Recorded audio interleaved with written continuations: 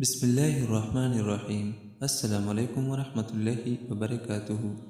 جو شخص بستر پر لیٹے اور یہ دعا پڑھے 20 لاکھ نیکیوں کا ثواب ملے گا۔ اگر آپ چاہتے ہیں کہ ہم ایک دن میں 20 لاکھ نیکیوں کا ثواب پائیں تو یہ دعا ضرور پڑھ لیا کریں۔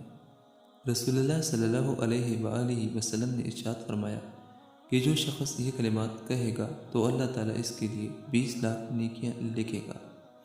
اور وہ کلمات کیا ہیں؟ لا الہ الا اللہ وحدہ لا شریک لہ احدا صمدا لم یلد ولم یولد ولم یکن لہ کفوا احد۔